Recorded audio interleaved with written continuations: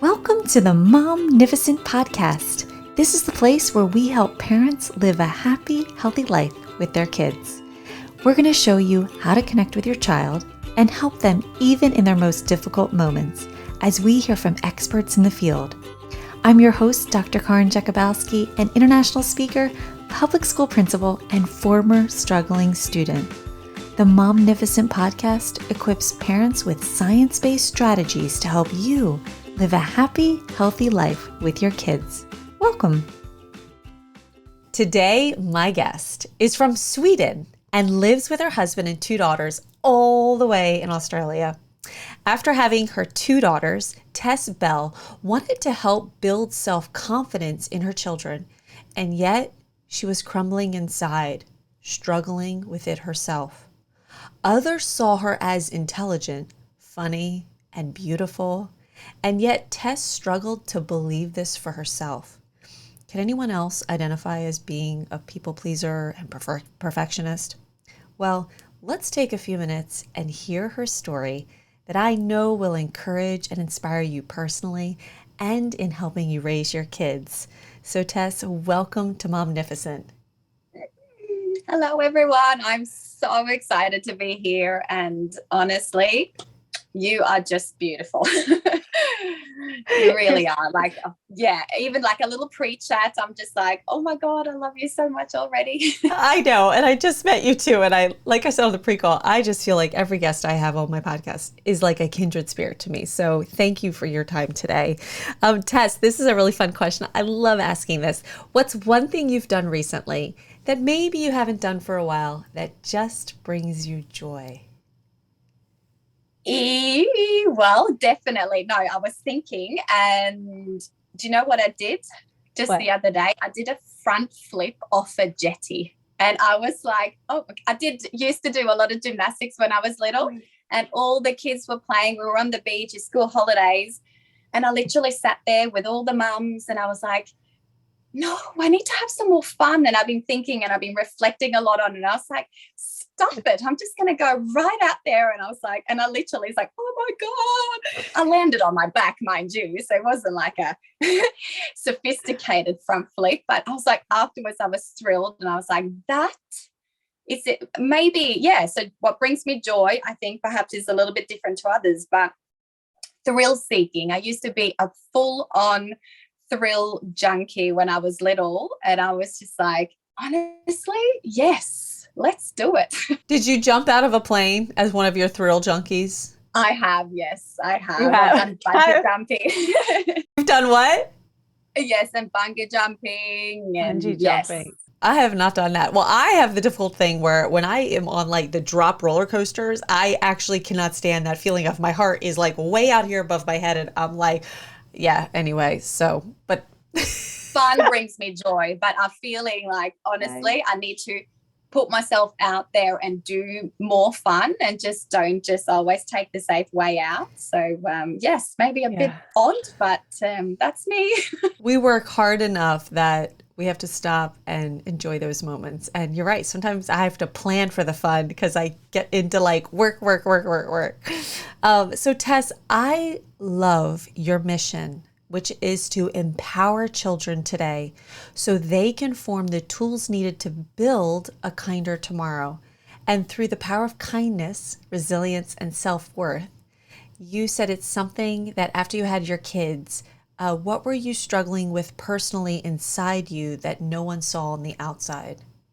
It was honestly crumbling on the inside. I think I've always had this really extroverted personality, I suppose, and I really don't have any issues being publicly speaking and big groups or putting myself out there and things like that. But I am so 100% anything I do in the outside world that other people can see, I take that home and I overanalyze every single little thing. Oh, maybe I shouldn't have said that, or maybe I shouldn't have done that. So it's basically having my kids made me just dig a lot deeper into my own values, I suppose. I was like, oh my God, what am I going to do? And then really just realizing that or I just kind of had this moment where I'm like, oh, I'm really resilient. I have a lot of grit, and it comes back to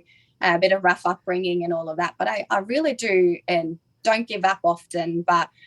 And I'm really kind, and I'm really, I help a lot of people. And I was like, oh, could you kind of maybe get into the whole pleasing? It's like I just keep pleasing other people. Perhaps I'm not so kind to myself. And I was like, oh, and I really don't feel confident, or every single self-worth that I've ever had has always been attached to an outcome or an achievement. And that is what I realized having kids, that everything was always, and it had to kind of had a result, or it had to have like an output, and when there was an output, I felt good. And that was basically when I started crumbling inside and going like, who am I? What can I do? Am I even a good parent? I don't know what, yeah. So I really felt like I lost myself in motherhood, and I lost because I stopped working, and that was what I'd been really good at. And your identity, it's all wrapped up in that. And then now who am I without that? Yeah. And that's exactly, and that is it. Like, who am I without that? If I don't get to be good at that, and then I feel absolutely, I have no idea of how to be a good parent. And and that's how ultimately Sharing Kindness came about. So what ended up happening or changing for you, or what was it? So I started on a personal level writing myself affirmations. So first of all, I started journaling. I have always, through my teenage years, I kept a diary. I've always been like, hi, diary, how are you today? I'm not so good. Love, Tess. I'll see you tomorrow. Whatever. But stopped that when I was obviously a teenager, and I was like, oh, maybe that will be a good thing. Started researching, understood the magnitude, because I'm an oncology nurse as well, so I'm all about science-backed methods, and understood how you obviously can rewire your brain and create new pathways and neuroplasticity, and all the nitty-gritty. But the point is you have to change the language you speak to yourself. And I think that is what I realized. Started writing myself affirmations. You're an amazing mom. You've got this, blah, blah, blah.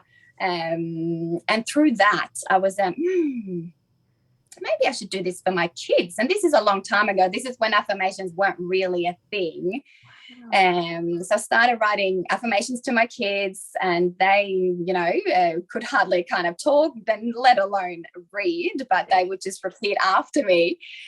And there was one particular one that I kept repeating. She was like, I want to say this one. And when I know it worked, and I'll get to what it was there was this one evening, I thought the kids were fast asleep. My husband and I were having an argument, as you do as adults. My biggest, the little daughter, wasn't asleep. She literally crawled into my bed and literally came up, whispered into my ear and said, Mama, Mama, Mama, when you're angry, a loving heart calms us down. And I was just like, oh my God, you're 4 years old, and you've put the affirmation into context, and you're doing it to help, even like, you're doing it for herself, but even to help me. And I was like, oh my God, this is it. I need to make affirmations. I need to help other families, help kids, and especially my own kids, I suppose, first of all, from a selfish reason, call it what you want, but I want them to just learn to be kind to themselves, because I think if you can teach a child to be kind to themselves, they will build such a strong foundation for like sharing that kindness with others. Yes, I just love that. When you are angry, your kind heart will calm you down. I just got the chills while you were telling that story. So I love how you said, if you can show kids how to be kind to themselves first, that will build the strong foundation with sharing kindness with others. And so what actually birthed, and what were like those first steps into you creating this Advent kindness calendar? And what is that for listeners who don't know what that is yet? Yeah, I know. So there's two parts, I suppose. So I do have normal affirmation cards that are what you know, most people know about, you repeat a positive statement about yourself every day. But then literally in the middle of the night, Christmas was coming up, and I was like, and I had done, I'm kind of creative, I should say, but I was one of these, and I've wrapped 100 little small gifts. I went to the shops, bought all these gimmicky, like little shitty kind of $2 thing and a $2 that, and like it cost me, I think it was like $250, and it was just all plastic, anyway. So in the middle of the night, I was like, how could I just do something more meaningful? Like Christmas coming up. Oh, how about I just create like a random acts of kindness countdown to Christmas, instead of chocolates, instead of candy, instead of little mini gifts that just, adds onto this consumerist, like it's just get, entertain, get, entertain, and all kids know about is just get. Right. And I was like, if I can create something where we teach kids more about being than having, my mission's done. So I just literally overnight created like an online version of it, just the PDF.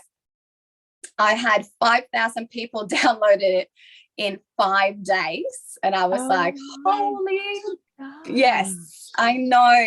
And that's when I knew, oh my God, the world wants this. And then after that, I then created the actual physical advent calendar, which obviously I should have brought here, but I've got it around the corner. Yeah. And I have pictures on it. Yes. Yes. Yeah. But oh my God, I love it. Oh my goodness. Yeah, it's so, like, honestly, I'm so proud of it. But it's just, and basically what it is just counting down the days to Christmas, not with chocolates, not with candy, not with gifts, but with one kindness activity a day and one positive affirmation per day. Read one. Yes, I will read one. Please. Oh my gosh, she has it. I've only seen them on pictures. This is so cool. Well, I saw the download that you have, like the $9 download. Yes. So I was like, oh my gosh, I can get this now. But go ahead. You're going to read one. I know. So basically, there's all these doors, right? So behind each door, there's like a little reusable sticker. So open-ended play for the kids. Okay. Yes. Okay. Yes. So it's really cool. But yes, so basically these rip off, and they cute little doors. And for an example, it's like, kindness is contagious. Leave a treat on someone's doorstep with a kind little note. Yes. So super. Sorry. I'm so excited because Tess, when I saw this and came across it, well, I posted it on my Momnificent Facebook page, and I was like, this is so cool, a kindness advent calendar. And I'm reaching out to the author to invite on my podcast. Maybe she won't say yes, but hey, it's so cool. I'm so excited. And then I was like, I'm going to get this next year. And in school, every day on the announcements, have a kid open up the door and they're going to read it and challenge all of us. Like, I'm so excited about this. Oh, I can hardly stand it. And it honestly is. And it's just, and the connection that brings, like, as a family, honestly, like, it's I will treasure these moments for the rest of my life. Absolutely. And it's the most meaningful. And and it's just about the conversations as well. Like, not all of them are for everyone else. So there's a strong, like, it's a really powerful balance of how to share kindness with yourself. For an example, today, stand in front of the mirror and say 3 kind things about yourself. Which is not easy to do. Not very hard. Like, literally, anyone listening to this right now, challenge yourself this week to look in the mirror. Just start with one. Tell yourself one kind thing. Tell yourself, I love you. Looking in the mirror. When I learned and did that and practiced it, that was really hard for me. That took a while, and it's life-changing. Anyway. It is. And it's like, like, I love you for who you are, just the way you are. Right now, not for saying one more thing, not because you're going to do one more thing. And you touched on something that's so deep, and it is just, if we could just practice to just be. We have, like, lost that. because it's like you said, consume, consume, consume. And I do all this because it makes me feel better. And then when you really, when it's still and quiet and all that noise goes away, boy, is it telling what really, how you think of yourself, etc. It's just amazing. Yeah, and it is. And it is. And I think, and all that self-reflection, that's also all my products really, I suppose, highlight is, the social emotional. So it's all like a lot about feelings as well, that we just need to talk or feel. And I've just come to the conclusion myself through lots of therapies, like I've been very good all my life to talk about feelings, but being very pointed out that talking about feelings intellectually is a big difference to actually feeling feelings. And that was a very powerful lessons that I feel like I try and really bring into all of the products that I create, is like, we need to be, and it comes back to that being. We need to be with ourselves. We need to be with our feelings. We need to just. Yeah. Do you believe that right now you are an amazing, incredible, powerful human? Like just recently something happened with someone else, a colleague, and they were just really upset about something other colleague did and things like that. And I just said, you know what? No matter what they think and say, it didn't change the fact that you are amazing, you're powerful, you're beautiful right now. And that thought is not always there. And like we said on the pre-call, we're so susceptible to believe the negative and take us down. And well, that must be true. No, it's not. No, it's not. You are, imagine if we all walked around like that. And that's what I feel like you are helping to create in kids. And yeah, and I told you on the pre-call that with my recent Master Life Coach certification that I did for myself because I was having difficulty with how I thought of myself, different than what people saw. And wow, how different life can be. Yeah, and it's exactly. And I really think when I really embarked on the whole research leveled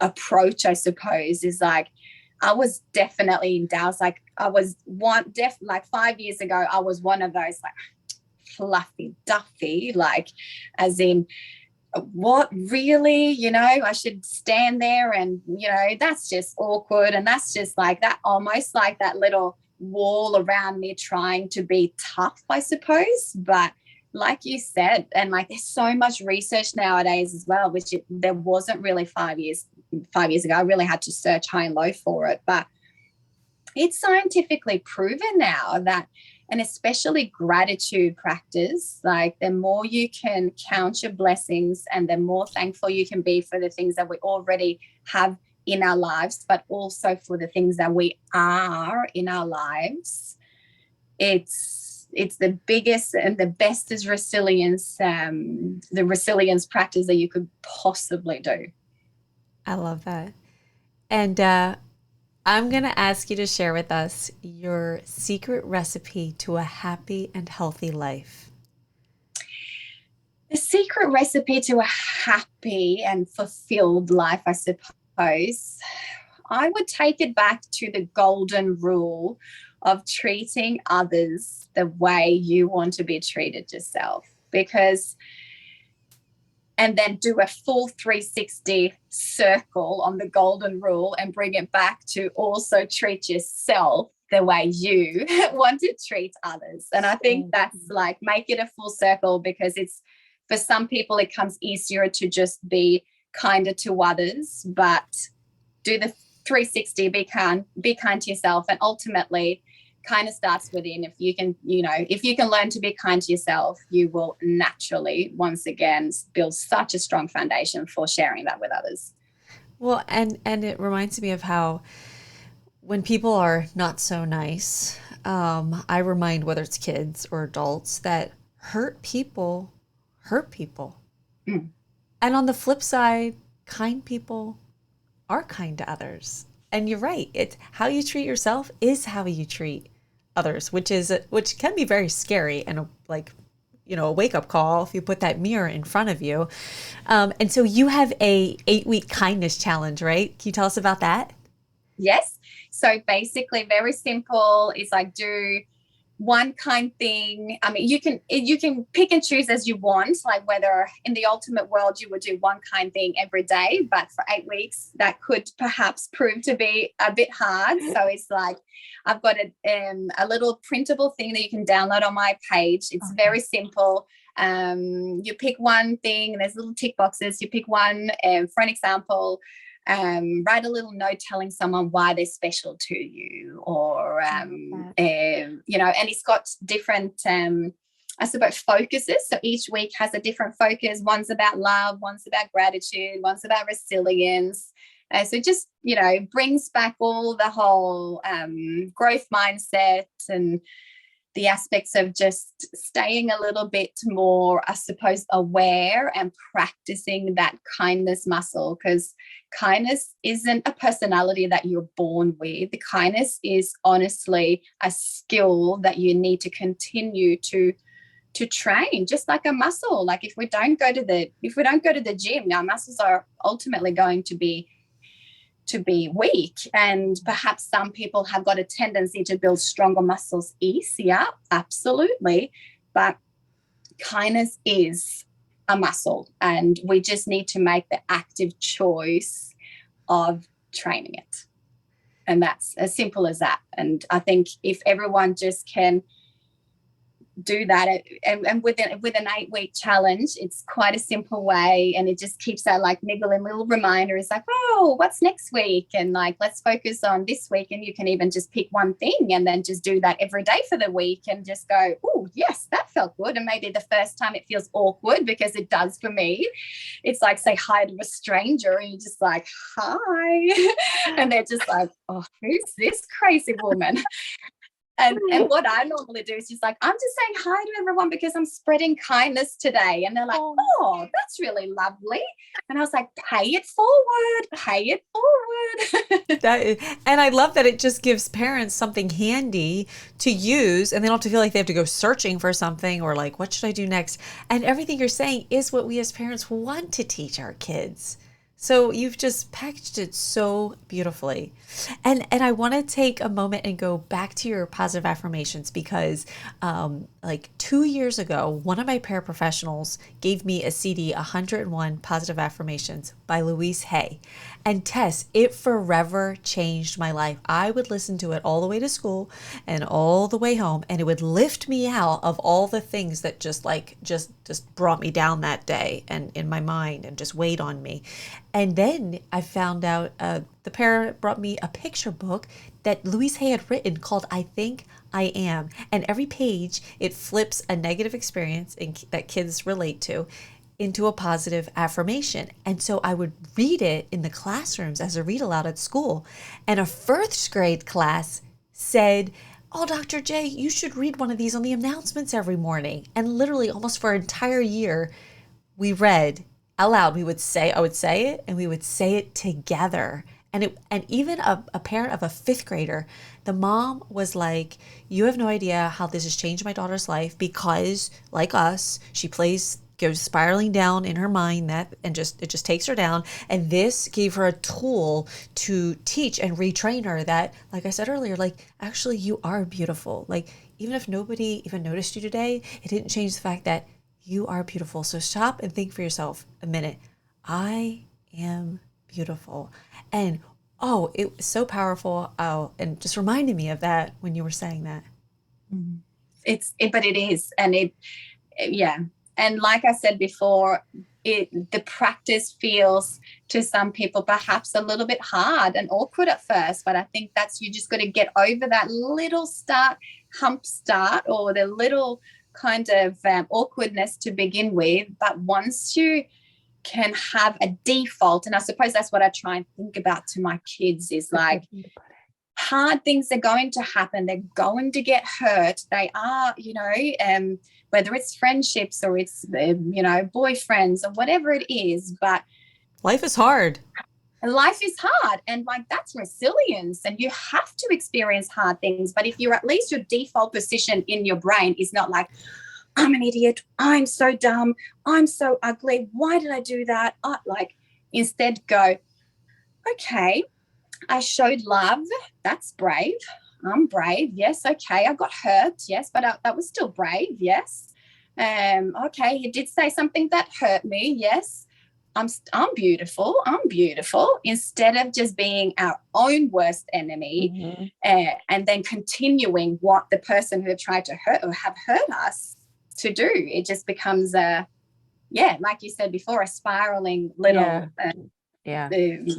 we all experience. Know what that's like. Exactly. So it's just about fixing that default position so that you can have the tools within yourself to at least speak to yourself kindly. I love that. And so Tess, we're gonna jump back on another episode in the future because I love talking with you. And so just for today, finish off with our listeners. How can someone find and follow you?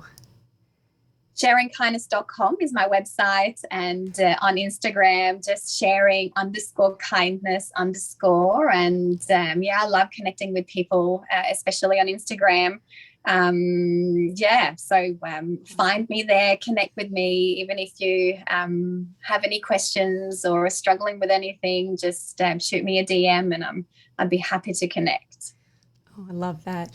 And I just want to close with a testimony that I read from one of your clients saying, our daughters 4 and 6 absolutely love their Advent calendars. Everything about them is truly beautiful. We do our acts of kindness every day. Thank you, Tess, and to your beautiful girls for bringing this most amazing and precious idea to life and sharing it with the world. It's truly amazing. So, Tess, thank you so much. Thank you. Hey there, it's Karin. I hope that you're enjoying the show. And by the way, if you're a mom who wants to learn how to help your child when they're struggling behaviorally or facing challenges in school, get started today by getting my free short video course, 3 Steps to Happy Healthy Kids, at www.educationalimpactacademy.com/free video. If you're new here or you haven't done this yet, this is definitely the first step to get started in learning how to have a happy, healthy life with your kids. So head on over to www.educationalimpactacademy.com/free video and grab your free gift today. Well, that's all we've got for this episode of the Momnificent podcast. If you enjoyed this episode, I would be honored if you would subscribe and rate if you really liked it. I know wherever you're listening right now, it might not be the best time to leave a comment, but feel free to leave a question, a review, or a comment at any time. And until next time, remember, don't worry, be happy.